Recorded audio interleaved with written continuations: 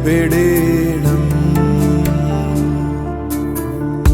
എന്റെ യേശു എന്നോടു കൂടെ വാഴുന്നല്ലോ, ഞാനെന്തിനു ഭയപ്പെടേണം. ക്രൂശിന്മേൽ ജയിച്ചവൻ, സാത്താനെ പരസ്യകോലമാക്കിയവൻ.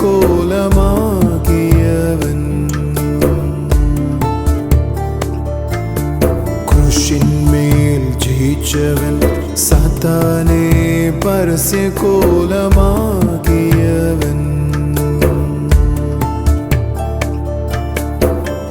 എന്റെ യേശു എന്നോടു കൂടെ വാഴുന്നല്ലോ, ഞാനെന്തിനു ഭയപ്പെടേണം.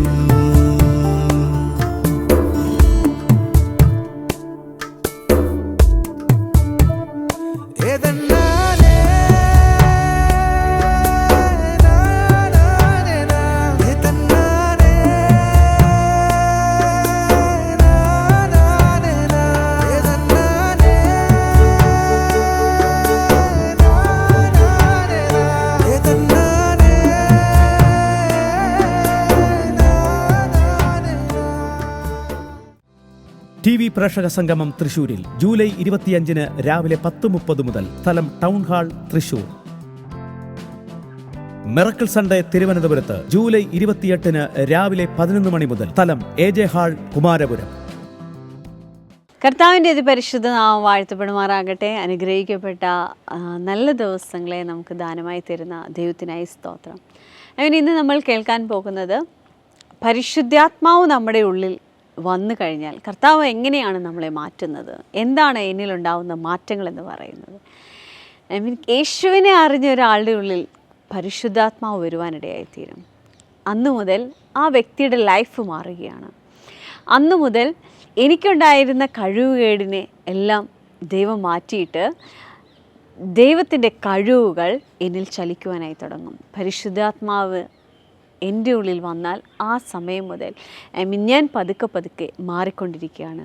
എനിക്ക് കഴിവുകേട് അല്ലെങ്കിൽ എൻ്റെ ബലഹീനത എന്ന് പറയുന്ന ഒത്തിരി കാര്യങ്ങൾ എൻ്റെ ലൈഫിലുണ്ടാകാം, സ്വഭാവത്തിലുണ്ടാകാം, അല്ലെങ്കിൽ നമ്മുടെ ചിന്തകളിലുണ്ടാകാം, പല കാര്യങ്ങളും നമുക്ക് പറയാനുണ്ടാകാം. പക്ഷേ എന്നാൽ പരിശുദ്ധാത്മാവുള്ളൊരു വ്യക്തിയെക്കുറിച്ച് ദൈവത്തിൻ്റെ വചനം പറയുന്നത്, ആ മാനുഷിക ബലഹീനതയിലല്ല ഇനി ആ വ്യക്തി ജീവിക്കുന്നത്, പരിശുദ്ധാത്മാവിൻ്റെ കഴിവിനാൽ ആ വ്യക്തി സകലത്തെയും ജയിക്കുവാനിടയാകുമെന്നാണ്.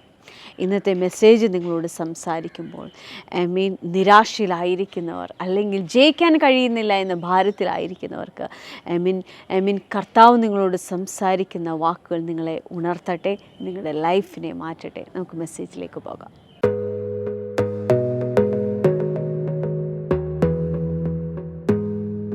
പരിശുദ്ധാത്മാവ് നിന്റെ മേൽ വന്നു കഴിയുമ്പോൾ കഴിവില്ല, അറിവില്ല, ബലമില്ല എന്ന് പറയുന്ന നിന്നെ കഴിവുള്ള, അറിവുള്ള, ബലമുള്ള ആളാക്കി ഇതിനെ മാറ്റും. അടുത്തിരിക്കുന്ന അവളുടെ കൈ കൊടുത്തെന്ന് പറ, കഴിവില്ല, അറിവില്ല, ബലമില്ല എന്ന് പറയുന്ന നിന്നെ കഴിവുള്ള, ബലമുള്ള, അറിവുള്ള ആളാക്കി ഇതിനെ മാറ്റും. നിന്റെ ജ്ഞാനം പരിശുദ്ധാത്മാവിന്റെ തരം ജ്ഞാനമാണ്.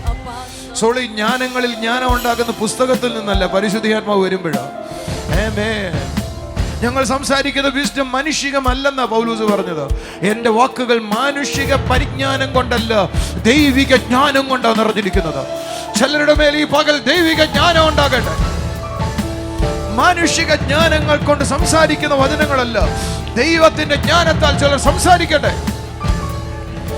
ദൈവിക ജ്ഞാനത്താൽ പാട്ടുകൾ എഴുതട്ടെ, ദൈവിക ജ്ഞാനത്താൽ വചനം സംസാരിക്കട്ടെ.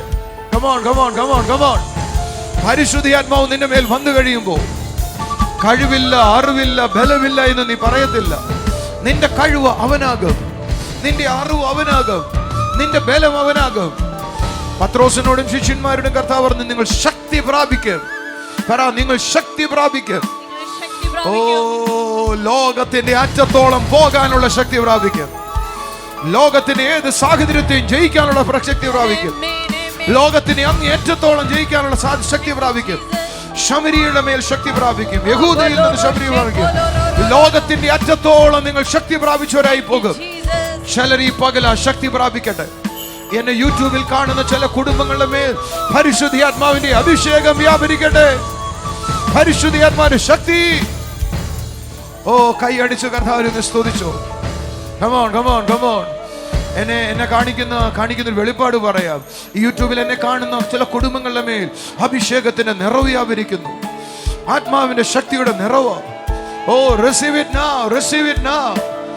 നിങ്ങളെ ദൈവം ആളുമാറിയവനെ പോലെ ഉപയോഗിക്കാൻ പോകുന്നു. നിങ്ങളെ ദൈവം അസാധ്യമായ കാര്യങ്ങളെ ഉപയോഗിക്കാൻ പോകുന്നു. റാസലോ റീനാത്തോ ലക്കറ ബനോക്കോ റാസിലി ആന്തലോബോ. ഞാൻ പത്രോസിനെ പലപ്പോഴും നോക്കാറുണ്ട്. അപ്പോസ്തല പ്രവൃത്തി 15-ാം അധ്യായം വായിച്ചാൽ ജ്ഞാനികളായ അനേകരെ ആ സുനഗോഗിൽ കൂടിയിരിക്കുമ്പോൾ, അല്ലെങ്കിൽ അന്നത്തെ ആദ്യത്തെ സുനഗോഗിൽ കൂടുമ്പോൾ, അല്ലെങ്കിൽ അന്ന് ശിഷ്യന്മാരെല്ലാം കൂടെ കൂടി വന്നൊരു തർക്ക വിഷയം കൂടി സംസാരിക്കുകയാണ്. അതിന് നടുവിൽ പത്രോസ് എഴുന്നേറ്റ് നിന്ന് ആ കൂട്ടത്തിനോട് വിസ്ഡം സംസാരിക്കുകയാണ്. യാക്കോബ് എഴുന്നേറ്റ് നിന്ന് ആ കൂട്ടത്തോട് വിസ്ഡം സംസാരിക്കുകയാണ്. ഞാൻ ചിന്തിച്ചു, അതിനകത്ത് ഇരിക്കുന്നവർ വിദ്യാസമ്പന്നരില്ലേ? അതിനകത്തിരിക്കുന്ന പൗലോസ, ആരാ പൗലോസ? ഗമാലിയേലിന്റെ കാൽക്കീഴിലിരുന്ന് ദൈവദിനം പഠിച്ച് ജ്ഞാനിയായ മനുഷ്യനാണ്. പക്ഷെ അതിന്റെ മുകളിൽ മുക്കുവനായ ഒരു മനുഷ്യനിരുന്ന് ആ അറിവിന്റെ ഡോക്ടറേറ്റ് ഉള്ള ആളോട് ഉപദേശം കൊടുക്കുകയോ. ഓ, ഐ കാന്റ് അണ്ടർസ്റ്റാൻഡ് ഇറ്റ്. 15-ാം അധ്യായത്തിൽ പൗലോസും ബർന്നബാസും എല്ലാം കൂടി വരുന്നൊരു യോഗമാണ്. ന്യായപ്രമാണം സംബന്ധിച്ച് ഒരു ചോദ്യം ഉണ്ടായിരിക്കുവോ? ആ ചോദ്യത്തിനകത്തൊരു മറുപടി പറയുക. യാക്കോബും പത്രോസുമായി എഴുന്നേറ്റ് മറുപടി കൊടുത്തത്. ഞാൻ പലപ്പോഴും ചിന്തിക്കാറുണ്ട്, ഇവർക്ക് എവിടുന്ന ജ്ഞാനം? ഗമാലിയേലിന്റെ കാൽ കീഴിലിരുന്ന പൗലോസെ, നീ സംസാരിക്കാന്ന് ആരും പറഞ്ഞില്ല. പരിശുദ്ധാത്മാവ് നിറഞ്ഞവർ എഴുന്നേറ്റ് സംസാരിച്ചു. ഓ, ഞാൻ ചിലരോട് ദൂത് പറയട്ടെ, പരിശുദ്ധാത്മാവിന്റെ നിറവ് വരുമ്പോ നീ എഴുന്നേറ്റ് സംസാരിക്കും. സഭകളോട് എഴുന്നേറ്റ് നീ സംസാരിക്കും. സഭയിൽ നീ വിപ്ലവം ഉണ്ടാക്കുന്ന കാര്യങ്ങൾ സംസാരിക്കും, ഉണർവ് സംസാരിക്കും. ഓ, റിസീവ് ഇറ്റ്, റിസീവ് ഇറ്റ്.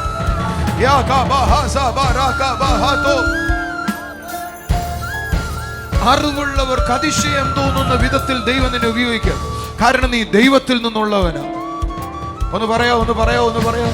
അറിവുള്ളവർക്ക് അതിശയം തോന്നുന്ന വിധത്തിൽ. ഓ, ഹല്ലേലൂയ. അടുക്കളയിൽ നിന്നൊരുവൻ, അടുത്തിരിക്കുന്നവരോട് പറഞ്ഞ അടുക്കളയിൽ നിന്നൊരുവൻ. ഓ, അവന്റെ പേര് സ്റ്റെഫാനോസ് എന്നാണ്, സ്റ്റീഫൻ എന്നാണ് അവന്റെ പേര്. അടുക്കളയിൽ നിന്നൊരുവൻ എന്ന് പറഞ്ഞ അടുക്കളയിൽ നിന്നൊരുവൻ. അവന്റെ ജ്ഞാനത്തോട് എതിർത്ത് നിൽക്കുവാനോ വാക്കിനോട് എതിർത്ത് നിൽക്കാനോ ആർക്കും കഴിഞ്ഞില്ല. പരിശുദ്ധാത്മാവ് നിന്റെ മേൽ നിറഞ്ഞു കഴിയുമ്പോ നിന്റെ ജ്ഞാനത്തോട് എതിർക്കാൻ ആർക്കും കഴിയത്തില്ല. ഒന്ന് അടുത്തിരിക്കുന്ന ആളോട് പറ, അടുക്കളയിൽ നിന്നും ആളുകൾ എഴുന്നേൽക്കാം. ഓ, അടുക്കളയിൽ നിന്ന് രക്ഷയുണ്ടാകുവോ ചോദിച്ചേ? അടുക്കളയിൽ ജോലി ചെയ്യുന്നവൻ ശുശ്രൂഷകനാകുവോ? ആഹാരം വിളമ്പിക്കൊടുക്കുന്നവൻ പ്രയോജനപ്പെടുമോ? തൂത്തുവാരുന്നവൻ ആ സ്ഥലത്തേക്ക് എത്തുവോ? ആമേൻ. എന്നോട് പറയാനുള്ളത്, നിന്നോട് എനിക്ക് പറയാനുള്ളത്, നിന്റെ ബുദ്ധി കൊണ്ട് അസാധ്യമെന്ന് തോന്നിയെന്ന് വരാം, പക്ഷെ പരിശുദ്ധാത്മാവ് നിറഞ്ഞാൽ, ആമേൻ, ജ്ഞാനികളോട് നിനക്ക് ജയിക്കാൻ കഴിയുന്ന അഭിഷേകം നിന്റെ മേൽ വ്യാപരിച്ചാൽ നിന്റെ വാക്കിനോട് എതിർത്ത് പറയാൻ ആർക്കും കഴിയത്തില്ല. അടുക്കളയിൽ നിന്നുള്ള സ്റ്റെഫാനോസിനോട് ചോദിക്കാം, സ്റ്റെഫാനോസ് നിന്റെ ബലം എന്താ? അവൻ പറയും, എന്റെ മേൽ വ്യാപരിക്കുന്ന പരിശുദ്ധാത്മാവാണ്. അടുത്തിരിക്കുന്നവരോട് പറ, അസാധാരണമായ കാര്യങ്ങൾ നിങ്ങൾക്ക് ചെയ്യാം, നിങ്ങൾക്ക് ചിലത് സാധ്യമാണ്. ആമേൻ. അടുത്തിരിക്കുന്നവരോട് പറ, സാധ്യമാണ്. നീ നിന്റെ സാഹചര്യം നോക്കരുത്, നീ എവിടുന്നാ വന്നത്, ഏത് കുലത്തിൽ നിന്നാണ് നോക്കരുത്. അടുത്തിരിക്കുന്നവരോട് പറ, മീൻ കച്ചവടം ആയാലും കുഴപ്പമില്ല, അടുക്കളയിൽ നിന്നായാലും കുഴപ്പമില്ല. പറ പറ, മീൻ കച്ചവടം ആയാലും കുഴപ്പമില്ല, അടുക്കളയിൽ നിന്നായാലും കുഴപ്പമില്ല. അങ്ങ് പുരോഹിതന്റെ മേലെ അറ്റത്തിരുന്ന സ്റ്റെഫാനോസ് അല്ലെങ്കിൽ പൗലോസിനെ പോലെ തീവ്രവാദിയായിരുന്നാലും കുഴപ്പമില്ല. ആത്മാവിനാൽ നിറഞ്ഞാൽ നിന്റെ ദൈവത്തിന് പ്രയോജനപ്പെടുത്താൻ പറ്റും. സഹോദരങ്ങളെ, നമ്മൾ ദൈവത്തിൽ നിന്നുള്ളവരാണ്. ഞാൻ ദൈവത്തിൽ നിന്നുള്ളതാണ് എന്ന് പറ, ഞാൻ ദൈവത്തിൽ നിന്നുള്ളതാണ്, എനിക്ക് ചിലത് സാധ്യമാണ്. ആമേൻ. ഒന്ന് ഉറക്കെ പറഞ്ഞേ, ഞാൻ ദൈവത്തിൽ നിന്നുള്ളതാണ്, എനിക്ക് ചിലത് സാധ്യമാണ്. നമ്മുടെ അകത്ത് ഇങ്ങനൊരു ചിത്രം ഇല്ല കേട്ടോ. നമ്മുടെ അകത്തുള്ള ചിത്രം, എനിക്ക് ചിലത് കഴിവില്ല, എനിക്ക് ചിലവ് അറിവില്ല, എനിക്ക് ചില പറ്റത്തില്ല, എനിക്ക് ആളുകളെ മുമ്പിൽ നിൽക്കാൻ കഴിയത്തില്ല. ആരോ ഒരാൾ, എൻ്റെ ചർച്ചിലുള്ള സഹോദരന്മാരിൽ ഒരാൾ പറഞ്ഞു, സമ്പത്തുള്ള ആളുകൾ വീട്ടിൽ പോകുമ്പോൾ എനിക്ക് പേടി വരും. എൻ്റെ കൂടെ ഉണ്ടോ ഒരു ഹല്ലേലൂയ പറയാവോ? ഞാൻ ചോദിച്ചു, അതെന്താ? അറിയത്തില്ല, പേടി വരും. ഞാൻ അവനോട് പറഞ്ഞു, സമ്പത്തുള്ള ആളുകളുടെ വീട്ടിൽ പോകുമ്പോൾ നിനക്ക് പേടി വരുന്ന പോലെയായിരുന്നു എനിക്ക് വിദ്യാസമ്പന്നരായ ആളുകളുടെ മുമ്പിൽ നിൽക്കുമ്പോൾ എനിക്ക് പേടി വരും. ഞാൻ പറയുന്നത് തെറ്റുവോ, ഞാൻ പറയുന്നത് ശരിയാവോ, ഞാൻ പെർഫെക്റ്റ് ആയിരിക്കുമോ, എൻ്റെ ഉള്ളിൽ പേടി വരുമായിരുന്നു. പക്ഷെ ഇന്ന് എൻ്റെ അകത്ത് ഭയമില്ല. കാരണം എൻ്റെ ഉള്ളിലുള്ളവൻ ലോകത്തിലുള്ളതിനേക്കാൾ വലിയവനാണ്. ഓ, ദൈവത്തിൽ നിന്ന് ജനിച്ചതൊക്കെയും ലോകത്തെ ജയിക്കുന്നു. കൂടെ ഉണ്ടോ? ഒരു ഹല്ലേലൂയ പറ. ദൈവത്തിൽ നിന്ന് ജനിച്ചതൊക്കെയും ലോകത്തെ ജയിക്കുന്നു. ലോകത്തെ ജയിച്ച ജയമോ എൻ്റെ വിശ്വാസമാണ്.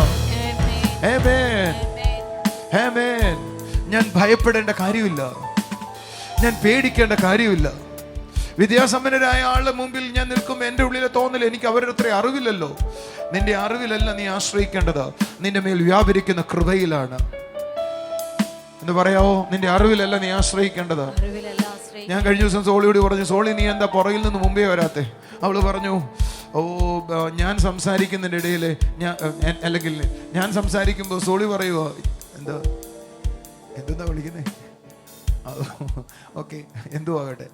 ഞാൻ സംസാരിക്കുന്നതിനിടയിൽ എങ്ങനെയാ ഞാൻ എന്നിട്ട് സംസാരിക്കുന്നേ? ഞാൻ ചോദിച്ചു, ആന്തർ സോളി നിനക്ക് ഇടയിൽ കയറി വന്നൂടെ? അവള് പറയാ, എനിക്ക് ഭയമാണ്, ഞാൻ സംസാരിക്കുന്നത് കുറെ കൂടെ വലിയ കാര്യങ്ങൾ, അതിൻ്റെ ഇടയിൽ സോളി സംസാരിച്ച ചെറുതായി പോവും. ഞാൻ അവൾക്ക് 2 അടി കൊടുക്കാൻ എനിക്ക് പറ്റത്തില്ലായിരുന്നു, അതുകൊണ്ട് അല്ലെങ്കിൽ കൊടുത്തേനെ ഞാൻ. അതിൻ്റെ അർത്ഥം അപകർഷത ഭരിക്കുക. ഞാൻ പറയുന്നത് അറിവില്ലായ്മയാകുമോ?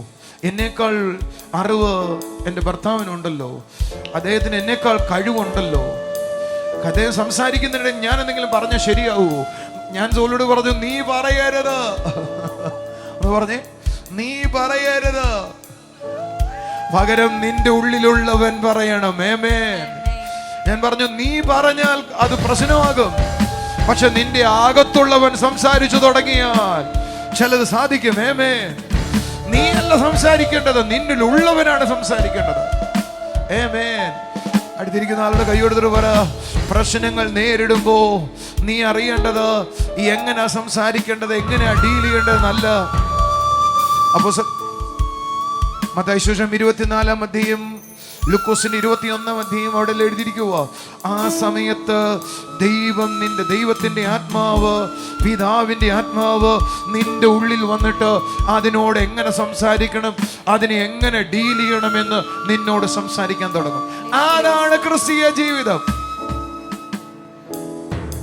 ക്രിസ്തീയ ജീവിതം എന്ന് പറയുന്ന ഒറ്റയ്ക്കുള്ളതല്ല സോളി. എൻ്റെ കഴിവിന് അടിസ്ഥാനപ്പെട്ടതല്ല, എൻ്റെ അറിവിന് അടിസ്ഥാനപ്പെട്ടതല്ല, മുഴുവൻ അവൻ്റെ ആത്മാവിൻ്റെ ശക്തിയാലുള്ളത്. താതനൊരുവൻ എൻ്റെ കൂടുന്ന് നടത്തിയിടുമ്പോൾ ഞാനെന്തിനെന്ന് ഭയപ്പെടേണം. ഒരിക്കൽ കൂടെ, താതനൊരുവൻ എൻ്റെ കൂടുന്ന് നടത്തിയിടുമ്പോൾ ഞാനെന്തിനെന്ന് ഭയപ്പെടേണം. സോളി എന്താ നമ്മൾ പാടിയേ? താതനൊരുവൻ എൻ്റെ കൂടുന്ന് നടത്തിയിടുമ്പോൾ ഞാനെന്തിനെന്ന്. ഓ, അപ്പൊ എന്റെ കൂടെ ഒരുവനുണ്ടോ? ഒന്ന് പറ, ഒന്ന് എഴുന്നേറ്റ് തുള്ളിച്ചാടിയിട്ട് പറ, എന്റെ കൂടെ ഒരുവനുണ്ടോ? എന്റെ കൂടെ ഒരുവനുണ്ടോ? ഓ, ഹല്ലേലൂയ. ഞാനൊരു സാധാരണ ജീവിതം നടത്തത്തില്ല, കാരണം എന്റെ കൂടെ ഒരുവനുണ്ടോ. ഓ, താതനൊരുവൻ എന്റെ കൂടുന്ന് നടത്തിയിടുമ്പോൾ ഞാനെന്തിനെന്ന് ഭയപ്പെടേണം. ഓ, താതനൊരുവൻ എന്റെ കൂടുന്ന് നടത്തിയിടുമ്പോൾ ഞാനെന്തിനെന്ന് ഭയപ്പെടേണം. യോഹന്നാൻ പറഞ്ഞു തുടങ്ങിയൊരു വാക്യമായി ഞാനൊരു പ്രസംഗത്തിലേക്ക് വന്നില്ല. എനിക്ക് തോന്നുന്നു ഞാൻ പ്രൊഫറ്റിക്കായി നിങ്ങളോട് സംസാരിക്കുകയായിരുന്നു. ആരോടൊക്കെയോ ദൈവം ഇടപെട്ടിട്ടുണ്ട്. ഞാൻ എൻ്റെ പ്രസംഗ വിഷയം വായിക്കുക പോലും ചെയ്തില്ല. എന്നാൽ പരിശുദ്ധാത്മാവ് നിങ്ങളോട് സംസാരിച്ചതിനായി സ്തോത്രം. ഒന്ന് പറയാവോ കുഞ്ഞുങ്ങളെ, നിങ്ങൾ ദൈവത്തിൽ നിന്നുള്ളവരാകുന്നു. അതുകൊണ്ട് ഒന്ന് പറഞ്ഞ്, ഞാൻ ദൈവത്തിൽ നിന്നുള്ളതാണ്. ശബ്ദമുയർത്തി ഒന്ന് പറ, ഞാൻ ദൈവത്തിൽ നിന്നുള്ളതാണ്. ഞാൻ ദൈവത്തിൽ നിന്നുള്ളതാണ് എന്ന് പറഞ്ഞിട്ട് യോഹന്നാൻ അവസാനിപ്പിക്കുകയല്ല. യോഹന്നാൻ പറയുക, നീ അവരെ ജയിച്ചിരിക്കുന്നു. ആരെ ജയിച്ചിരിക്കുന്നു? വേദപുസ്തകത്തിന്റെ ഭാഷയിൽ ആ വാക്കുകൾ വായിച്ചാൽ അറിയാം, അന്തിക്രിസ്തുവിന്റെ ആത്മാവിനെ ജയിച്ചിരിക്കുന്നു. എൻ്റെ കൂടെ ഉണ്ടെങ്കിൽ ഹല്ലേലൂയ പറയോ. നമ്മൾ ഒരു അവസാന കാലഘട്ടത്തിലാണ് നിൽക്കുന്നത്, അന്ത്യകാലത്തിലാണ് നിൽക്കുന്നത്. അനീതി അതിൻ്റെ പൂർണ്ണ ശക്തിയോടെ എഴുന്നേറ്റു വരുമെന്ന് നമുക്കറിയാം. വേദപുസ്തകം പറയുക, ആ എഴുന്നേറ്റു വരുന്ന അനീതിയെ ദൈവ പൈതൽ എന്ന് പറയുന്ന വ്യക്തി ജയിച്ചിരിക്കുകയാണ്. അതിന് നിന്നെ മറികടക്കാൻ കഴിയുകയില്ല. ജയാളിയായി നീ നിൽക്കുകയാണ്. ആമേൻ. നീ ഒന്ന് പറഞ്ഞേ, ഈ എഴുന്നേറ്റ് വരുന്ന സകല അനീതിയും ജയിക്കുവാൻ എൻ്റെ മേൽ ദൈവകൃപയുണ്ട്. നിങ്ങൾ എന്നോടൊപ്പം പറഞ്ഞില്ലല്ലോ, ഒന്ന് പറഞ്ഞേ, എഴുന്നേറ്റ് വരുന്ന സകല അനീതിയും ജയിക്കുവാൻ എനിക്ക് എൻ്റെ മേൽ ദൈവകൃപയുണ്ട്. ഒരു വാക്യം കൂടെ വായിച്ചിട്ട് ഞാൻ അവസാനിപ്പിക്കാം. ആമേൻ. Wonderful Jesus. ഗലാത്യ ലേഖനം 1-3 വാക്യം. പിതാവ് ദൈവത്തിൽ നിന്നും നമ്മുടെ ദൈവവും പിതാവും അതിൻ്റെ ഇഷ്ടപ്രകാരം, അടുത്ത വാചകം ശ്രദ്ധിക്കോ, ഇപ്പോഴത്തെ ദുഷ്ടലോകത്തിൽ നിന്ന് നമ്മെ വിടുവിക്കേണ്ടതിനെ. വാവ്, ഒന്ന് പറയോ, ഇപ്പോഴത്തെ. ഞാൻ ആ വാചകത്തെ പലപ്പോഴും ചിന്തിച്ചിട്ടുണ്ട്. അന്ന് എഴുതിയതല്ലേ 2000 കൊല്ലങ്ങൾക്ക് മുമ്പ്. ഇപ്പോഴത്തെ എന്ന് എങ്ങനെയാണ് വായിക്കുന്നത്? പക്ഷേ ആ വാചകം ഇപ്പോഴും പ്രസന്റ് ടെൻസിലാണ് കിടക്കുന്നത്. ഇപ്പോഴത്തെ. നിങ്ങൾ ഇപ്പോൾ ആയിരിക്കുന്ന ലോകത്തിൽ എന്തെല്ലാം പ്രശ്നങ്ങളുണ്ടോ ആ പ്രശ്നത്തിൽ നിന്ന് വിടുവിക്കേണ്ടതിനാണ് 2023 കൊല്ലങ്ങൾക്ക് മുമ്പ് യേശു മരിച്ചത്. ഒന്ന് കൈയടിച്ചൊരു ആമേൻ പറഞ്ഞേ, ഒന്നുറക്കെ പറഞ്ഞേ. നിങ്ങൾക്കതിനെ ജയിക്കാനേ കഴിയും. ആമേൻ. നിങ്ങൾക്കതിനെ മറികടക്കാനേ കഴിയും. ഈ പ്രസന്റ് ഈവിൾ വേൾഡ് എന്ന് എഴുതിയിരിക്കുന്നത് ഇപ്പോഴത്തെ പൈശാചിക ശക്തികൾ, ഇപ്പോഴത്തെ പൈശാചിക ലോകത്തെ, ഇപ്പോഴത്തെ ഇരുട്ട് നിറഞ്ഞ സ്വാധീനത്തെ നിനക്ക് മറികടക്കാനേ കഴിയും. എൻ്റെ കൂടെ ഒന്ന് കരമുയർത്തി പറയാവോ, ഇപ്പോഴത്തെ പ്രശ്നത്തെ എനിക്ക് മറികടക്കാൻ പറ്റും. മുൻപിലായിരിക്കുന്ന സകല അനീതിയും അല്ലെങ്കിൽ സകലത്തെയും ജയിക്കുവാൻ തക്കവണ്ണം കർത്താവ് നമ്മളോടൊപ്പമുണ്ട്. നമ്മളൊരു ജയാളിയാണ്. നിങ്ങൾ ഓരോരുത്തരും ജയാളിയാണ്.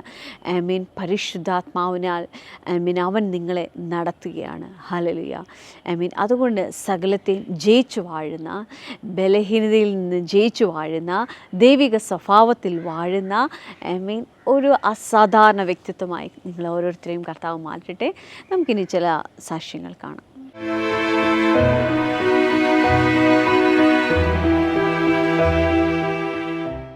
സിസ്റ്ററെ, കർത്താവ് കൊടുത്ത ഒരു വലിയ സൗഖ്യത്തെയാണ് ഈ സിസ്റ്ററിനെ സാക്ഷ്യപ്പെടുത്താനായിട്ടുള്ളത്. 2 മാസത്തിന് മുന്നേ സിസ്റ്ററിൻ്റെ ഡെലിവറി ആയിരുന്നു. രണ്ടാമത്തെ കുഞ്ഞിൻ്റെ ഡെലിവറി കഴിഞ്ഞ് 15 ദിവസത്തിന് ശേഷം വയറിൽ ബ്ലഡ് ക്ലോട്ട് ഉണ്ടായി.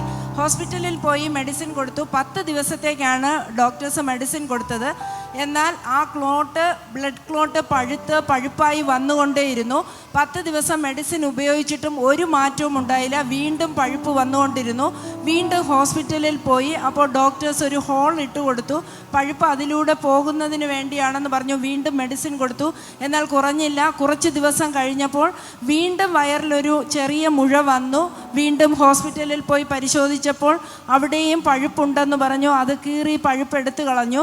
എന്നാൽ ആദ്യത്തെ തവണ കീറി പഴുപ്പെടുത്തതിന് ശേഷമുണ്ടായ ആ ഹോൾ ഇതുവരെയും അടഞ്ഞിരുന്നില്ല. ഇപ്പോൾ ഡെലിവറി കഴിഞ്ഞിട്ട് 3 മാസമായി. എന്നാൽ 2024 ഫെബ്രുവരി 14 സിസ്റ്റർ നമ്മുടെ ചർച്ചിലേക്ക് കടന്നു വന്നു. സോളി സിസ്റ്ററിനെ ആ മുറിവ് കാണിച്ചു. എന്നിട്ട് വീണ്ടും ബ്രദറിൻ്റെ അടുക്കൽ വന്ന് പ്രാർത്ഥിച്ചു. സിസ്റ്റർ പറയുന്നത് 1.5 മാസമായി ഡെലിവറിയെ തുടർന്ന് തൻ്റെ വയറിൽ നിന്ന് പഴുപ്പ് വന്നുകൊണ്ടിരുന്നത്. ബ്രദർ പ്രാർത്ഥിച്ചു, യേശു തൊട്ടു. തുടർന്നുള്ള 3 ദിവസങ്ങൾ കൊണ്ട് അത് പൂർണ്ണമായി കരിഞ്ഞുണങ്ങി എന്ന് മാത്രമല്ല, ആ ഹോള് പൂർണ്ണമായി അടഞ്ഞു. കർത്താവ് തന്നെ സൗഖ്യമാക്കി എന്നാണ് സാക്ഷ്യപ്പെടുത്തുന്നത്. ആമേൻ, ആമേൻ. കഴിഞ്ഞ ആഴ്ച സിസ്റ്റർ വന്ന് വളരെ വിഷമത്തോടെ പറഞ്ഞിരുന്നു, നമുക്ക് കണ്ടാൽ ഭയങ്കര സങ്കടം തോന്നും. വയറിൻ്റെ ആ സ്റ്റിച്ചിൻ്റെ ഭാഗത്തായിട്ട് നീളത്തിൽ ഒരു മുറിവായിരുന്നു. ആ മുറിവ് ഇങ്ങനെ വെണ്ടിരിക്കുന്നത് കണ്ടാൽ നമുക്ക് ആർക്ക് കണ്ടാലും ഭയം തോന്നുന്ന വിധത്തിലായിരുന്നു. സിസ്റ്റർ ഒന്ന് പറയാമോ, എത്ര നാൾ, 1 മാസത്തിൽ കൂടുതലായോ മുറിവ് ഉണങ്ങാതായിട്ട്? 1 മാസത്തിൽ കൂടുതൽ. 2-3 പ്രാവശ്യം മെഡിസിൻ കഴിച്ചു, കീറി കളഞ്ഞു, എന്നിട്ടൊന്നും ആ പഴുപ്പ് വന്ന് നിന്നില്ല. ഇല്ല. സിസ്റ്റർ ഒന്ന് പറയാമോ എത്രത്തോളമായിരുന്നു ആ പ്രയാസമെന്ന്? നല്ല വേദനയായിരുന്നു. അത് മരപ്പിക്കാതെ കൂടെയാണ് കീറുകയൊക്കെ ചെയ്തത്. അതിൻ്റെ കൂടെ കുഞ്ഞുമുണ്ട്. കർത്താവിൻ്റെ വലിയ കരുണയെന്ന് പറയട്ടെ. ഈ സിസ്റ്റർ വളരെ സന്തോഷത്തോടെ ഇവിടെ നിൽക്കുന്നല്ലോ. കർത്താവ് അതിനെ പൂർണ്ണമായി സൗഖ്യത്തെപ്പെടുത്തി. Thank you Jesus. അതുപോലെ തന്നെ സിസ്റ്ററെ, മറ്റൊരു സാക്ഷ്യം കൂടെ ഉണ്ട്. ഈ കുഞ്ഞിന് ഇന്ന് 3 മാസം പ്രായമാണ്. ഈ കുഞ്ഞിന് കഴിഞ്ഞ ആഴ്ചയിൽ മൂക്കടപ്പും ശ്വാസം മുട്ടലും ചുമയും ഉണ്ടായിരുന്നു. എന്നാൽ വളരെ കൂടുതലായിരുന്നു. സിസ്റ്റർ വിശ്വാസത്തോടെ ജീസസ് ടൈമിൽ വിളിച്ച് പ്രാർത്ഥിച്ചു. സിസ്റ്റർ പറയുന്നത് കർത്താവ് അപ്പോൾ തന്നെ സൗഖ്യമാക്കി. അടുത്ത ദിവസം കുഞ്ഞിന് യാതൊരു രോഗലക്ഷണങ്ങളും ഇല്ലാതെ പൂർണ്ണ വിടുതൽ കർത്താവ് നൽകിയെന്ന്. എന്നായിരുന്നു വിളിച്ച് പ്രാർത്ഥിച്ചത്? വ്യാഴാഴ്ച വൈകിട്ടാണ് വിളിച്ച് പ്രാർത്ഥിച്ചത്. ഒരു സൗഖ്യവും ഒരു അത്ഭുതം കർത്താവ് നമ്മുടെ ജീവിതത്തിൽ ചെയ്യുമ്പോൾ ദൈവം നമ്മളോട് വിളിച്ചു പറയുന്ന ഒരു കാര്യമുണ്ട്. ഞാൻ കരുതുന്നവനാണ്, ഞാൻ പരിപാലിക്കുന്നവനാണ്, ഞാൻ ഒരു നാളും ഉപേക്ഷിക്കത്തില്ല. ആര് കൂടെയില്ലെങ്കിലും എൻ്റെ കരം കൂടെയുണ്ടെന്ന് പറയുന്ന ഈ സിസ്റ്ററിനെ കുടുംബത്തെയും കരുതിയതോർത്ത് ദൈവത്തെ സ്തുതിക്കുക. നമ്മളോട് എല്ലാവരോടും കർത്താവ് പറയുന്ന ഒരു സൗഖ്യം അനുഭവിച്ച ഒരു വ്യക്തിക്ക് ദൈവത്തെ ഒരു നാളും മറക്കാൻ കഴിയത്തില്ല. ആ സൗഖ്യം നമ്മളോട് സംസാരിക്കുന്നത് ദൈവം ജീവിക്കുന്നതെന്നാണ്. കർത്താവ് കരുതട്ടെ. സിസ്റ്ററെ, അതുപോലെ തന്നെ തൻ്റെ ഹസ്ബൻഡ് കഴിഞ്ഞ ദിവസം അടുത്തുള്ള ഒരു വർക്ക്ഷോപ്പിന് വേണ്ടി പെയിൻറ് മേടിച്ചിട്ട് മടങ്ങി വരുമ്പോൾ ബൈക്കിൽ കവറിലാണ് കൊണ്ടുവന്നത്. എന്നാൽ തിരിച്ച് സ്ഥലത്തെത്തിയപ്പോൾ ആ കവറിൽ പെയിൻ്റ് ഒന്നും കാണുന്നില്ല, കവർ കീറി നഷ്ടമായി. എന്നാൽ സിസ്റ്ററിൻ്റെ ഹസ്ബൻഡ് അപ്പോൾ തന്നെ വിശ്വാസത്തോടെ പ്രാർത്ഥിച്ചു, കർത്താവെ ഈ നഷ്ടമായ പെയിൻറ് മടക്കി തരണമെന്ന് പ്രാർത്ഥിച്ചു.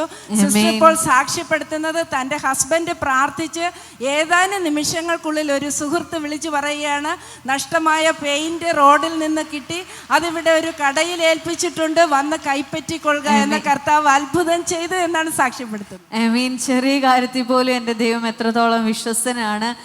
ഒരത്ഭുതം പല അത്ഭുതങ്ങളിലേക്ക് നടത്തുവാനിടയായി. ഒരത്ഭുതം കുഞ്ഞു കാര്യങ്ങളിൽ പോലും എൻ്റെ ദൈവം വിശ്വസ്തനെന്ന് വിശ്വസിക്കുവാൻ തക്കോണം ഇവരുടെ ഹൃദയത്തിൽ കർത്താവ് ഉറപ്പിനെ കൊടുത്തു.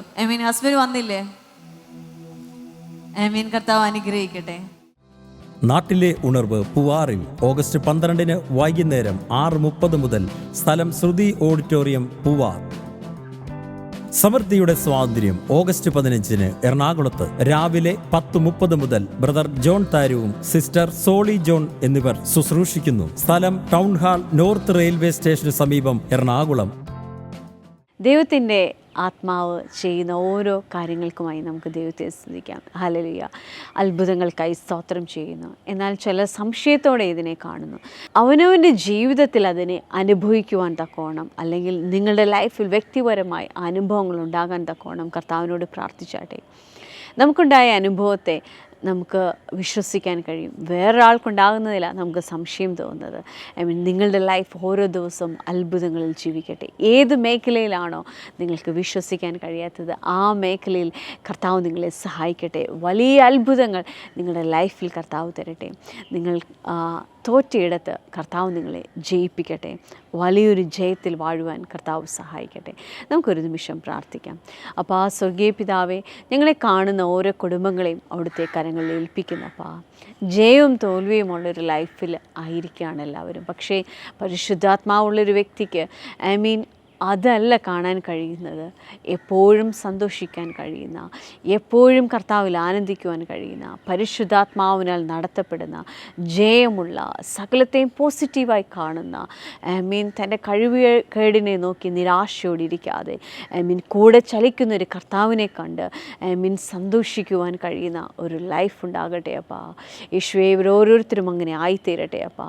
സ്വർഗീയ പിതാവെ, പ്രത്യേകിച്ച് പഠിക്കുന്ന കുഞ്ഞുങ്ങൾക്കായി പ്രാർത്ഥിക്കുന്നു. ജോലി മേഖലയിലായിരിക്കുന്നവർക്കായി പ്രാർത്ഥിക്കുന്നു. അപ്പോൾ അവിടുത്തെ പ്രവൃത്തി അപ്പോൾ അവരുടെ ലൈഫിൽ ഒഴുകട്ടെ അപ്പാ, ഒഴുകട്ടെ അപ്പാ, ഒഴുകട്ടെ അപ്പാ. ബിസിനസ്സുകൾ ചെയ്ത് പരാജയപ്പെട്ട് നഷ്ടത്തിലായിരിക്കുന്ന ഒരു വ്യക്തിയോട് കർത്താവ് സംസാരിക്കുകയാണ്. ദൈവത്തിൻ്റെ നിറവിലായിരുന്നാട്ടെ, കർത്താവിൻ്റെ കൃപയിലായിരുന്നാട്ടെ. സകലത്തെയും ജയിച്ചു വാഴുവാൻ തക്കവണ്ണം പരാജയപ്പെടുത്തുന്ന എല്ലാ ഇരുട്ടിൻ്റെ ശക്തികളെയും ജയിക്കുവാൻ തക്കവണ്ണം കർത്താവിൻ്റെ കരമപ്പാ. അപ്പോൾ ആ ബ്രദനുമേ ചലിക്കട്ടെ അപ്പാ, ആ ബ്രദനുമേ ചലിക്കട്ടെ അപ്പാ. വലിയൊരു എഴുന്നേൽപ്പിലേക്ക്, വലിയൊരു നന്മയിലേക്ക് ആ കുടുംബം വരട്ടെ അപ്പാ. Thank you Jesus, thank you Jesus. കർത്താവേ, നിൻ്റെ പ്രവൃത്തിക്കായി നന്ദി പറയുന്നു കർത്താവേ. അതോടൊപ്പം തന്നെ ഫാമിലി ലൈഫിൽ പ്രശ്നങ്ങളായിട്ട് വേദനയോടായിരിക്കുന്ന ഒരു സിസ്റ്ററിനെ കാണാം കർത്താവേ. ആ കുടുംബങ്ങളിൽ കർത്താവേ, അവർക്ക് ചേർന്ന് പോകുവാൻ കഴിയാതെ വണ്ണം അവരുടെ ലൈഫിലുണ്ടായിരുന്ന അപ്പാ എല്ലാ ഇടർച്ചകളും വേദനകളും മാറട്ടെ അപ്പാ. ക്രിസ്തു അവരുടെ ഇടയിൽ വെളിപ്പെടട്ടെ അപ്പാ. ദൈവത്തിൻ്റെ ആത്മാവിൻ്റെ നിറവ് അവരുടെ ഇടയിൽ ചലിക്കട്ടെ അപ്പാ. അപ്പോൾ അവരെ ചേർത്ത് വെക്കുന്നതോർത്ത് നന്ദി പറയുന്നു. സ്വർഗീയ പിതാവേ, എന്നെ കാണുന്ന ഓരോ കുടുംബങ്ങളിലും ദൈവത്തിൻ്റെ കൃപ ചലിക്കണമപ്പാ. അവിടുത്തെ കൃപ ചലിക്കണമപ്പാ. അവിടുത്തെ പ്രവൃത്തി ഉണ്ടാകണമപ്പാ. സകലത്തെയും ജയിച്ചു വാഴുന്ന ദൈവിക അനുഭവത്തിലാകട്ടെ. ഓരോരുത്തരെയും അനുഗ്രഹിക്കുന്നു സ്വർഗീയ പിതാവേ. അവിടുന്ന് ഞങ്ങളുടെ പ്രാർത്ഥന കേട്ടതിനായി സ്തോത്രം. യേശുവിൻ്റെ നാമത്തിൽ തന്നെ ആമീൻ. വളരെ ജയമുള്ളൊരു ലൈഫിനെ കർത്താവ് തരട്ടെ. God bless you.